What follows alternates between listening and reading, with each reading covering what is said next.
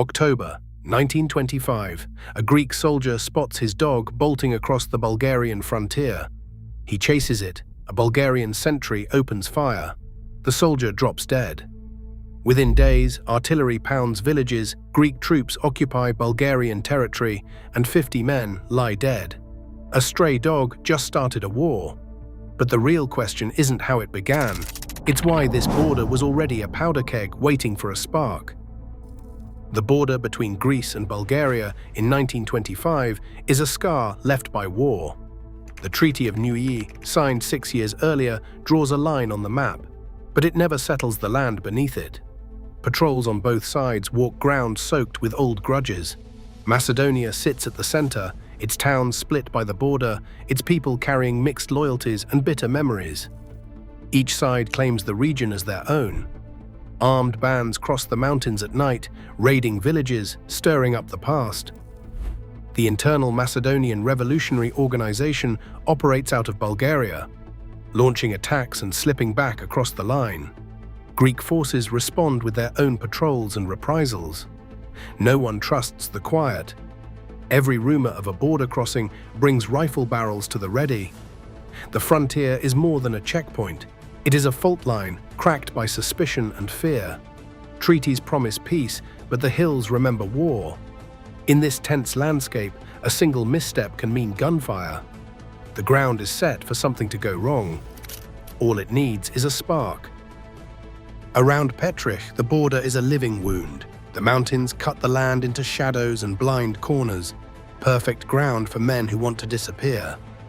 Villages cling to the slopes, half Greek, half Bulgarian, all wary. Armed bands slip through the trees at night, some fighting for Macedonia, others out for blood or revenge. Raids are routine, shots echo in the dark. By dawn, another house is empty, another family missing. The locals know the rules. Keep your head down, trust no one, never stray too close to the line. Greek and Bulgarian patrols move with their rifles ready, nerves stretched tight. Every movement in the brush could be a rival patrol or a smuggler, or just a shepherd who chose the wrong hillside. No one asks questions. A single gunshot can turn a rumor into a firefight. The border itself is barely more than a line scratched into rock, a place where a footstep, a lost animal, or a wrong glance can start something no one can stop. In the Petrich sector, danger is the air you breathe. Restraint is rare. The ground is primed for disaster, and everyone knows it. Athens, October 1925. Theodoros Pangalos rules Greece with a clenched fist. Parliament is silent. The newspapers print what he allows.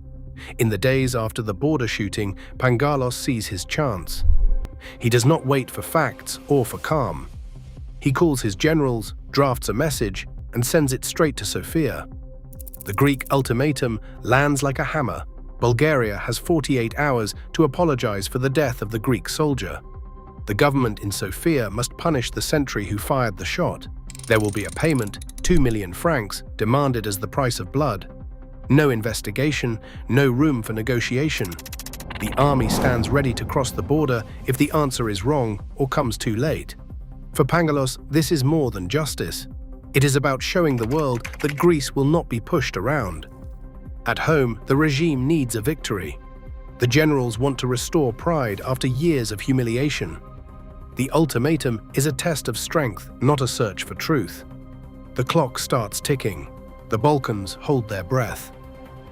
Greek infantry boots hit the dirt before sunrise. Orders are clear: cross the border, take ground, make Bulgaria pay. Columns snake through the mountain passes, rifles slung, bayonets fixed. The first village falls in silence. Then another. By noon, 10 settlements around Petrich are under Greek control. Locals wake to foreign voices and the scrape of boots on stone. Doors are kicked in. Men are dragged from their beds. The air stinks of fear and gun oil. Petrich itself is next. The town braces as Greek artillery sets up on the heights. Shells whistle overhead, smashing into outlying houses. Rifle fire rattles through the streets.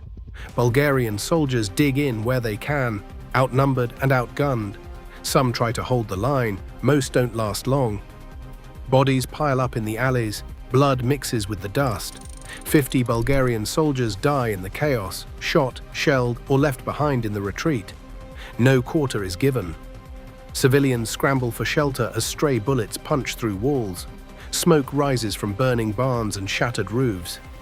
Mothers clutch children in cellars, praying the noise will pass. The Greek soldiers sweep through, searching for weapons, suspects, anything that looks like resistance. Panic spreads faster than the flames. The occupation is brutal and fast. Villages that stood for generations now echo with the sound of foreign commands. The ground is littered with spent casings and broken lives. In less than a week, the borderlands are transformed into a war zone. The cost is measured in bodies and blackened earth. For the people of Petric, the war over a stray dog is no joke. It's a nightmare that doesn't end when the shooting stops. Bulgaria stands at the edge of disaster. Greek troops hold the villages. Artillery still smolders. But Sofia does not order its own army forward. No counterattack, no call to arms. Instead, the government sends a telegram, not to the generals, but to Geneva. The League of Nations receives Bulgaria's plea before the shooting even stops. Article 11. Collective security. The ink on the message is barely dry when the Council calls an emergency session. Delegates from France, Britain, Italy, and the smaller states gather in the high-ceiling chamber. The world's attention shifts from the battered border to polished marble and diplomatic protocol. Bulgaria's foreign minister lays out the facts. A Greek invasion, villages occupied, civilians dead. He demands justice, not revenge. The League's council president, Aristide Briand, listens with folded arms. No one wants another Balkan war. The diplomats argue through the night. Greece sends its own delegation, insisting on its right to defend the border. The council weighs every word. Behind the scenes, telegrams fly between capitals. Armies wait in barracks, orders on hold. For once, the League moves fast. The council warns both sides. Any new attack will bring international consequences. The crisis becomes a test. Can the League stop a war before it spreads? For years, the League has been mocked as toothless. Now, with Petric burning, it shows rare resolve. The Council drafts a resolution. Ceasefire, Greek withdrawal, reparations. The message is clear.